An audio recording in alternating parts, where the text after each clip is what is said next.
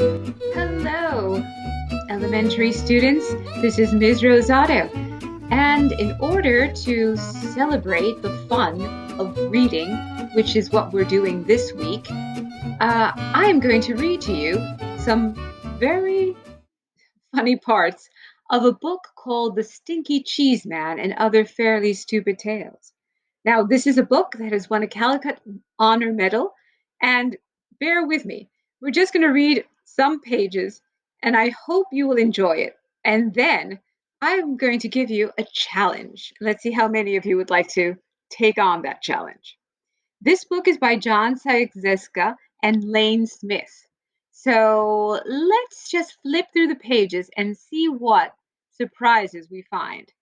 Okay, this is funny. Title page for The Stinky Cheese Man and Other Fairly Stupid Tales. But let's read the introduction. It says, a long time ago, people used to tell magical stories of wonder and enchantment. Those stories were called fairy tales. Those stories are not in this book. The stories in this book are almost fairy tales, but not quite. The stories in this book are fairly stupid tales. I mean, what else would you call a story like Goldilocks and the Three Elephants? This girl walking through the woods smells peanut porridge cooking. She decides to break into the elephant's house, eat the porridge, sit in the chairs, and sleep in the beds. But when she gets in the house, she can't climb up on the baby elephant's chair because it's too big. She can't climb up on Mama Elephant's chair because it's much too big. And she can't climb up on Papa Elephant's chair because it's much, much too big. So she goes home. The end. And if you don't think that's fairly stupid, you should read Little Red Running Shorts, or maybe A Stinky Cheese Man. In fact, you should definitely go read the stories now because the rest of this introduction just kind of goes on and doesn't really say anything. I stuck it on to the end here so it would fill up the page and make it look like I really knew what I was talking about. So stop now. I mean it. Quit reading. Turn the page. If you read this last sentence, it won't tell you anything. And it's signed by Jack, Up the Hill, Fairy Tale Forest, 1992. And there's a Surgeon General's warning that says, it has been determined that these tales are fairly stupid and probably dangerous to your health. As we flip through the pages, okay, this looks like a really funny story of Chicken Little. We've got a table of contents. Let's read this one. The Princess and the Bowling Ball.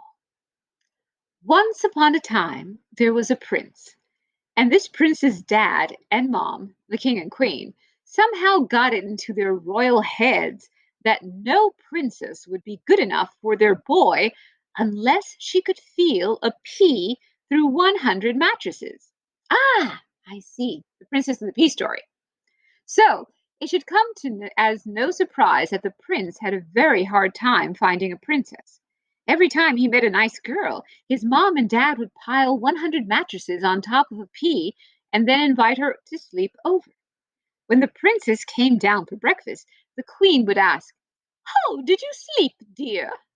The princess would politely say, "Fine, thank you," and the king would show her the door.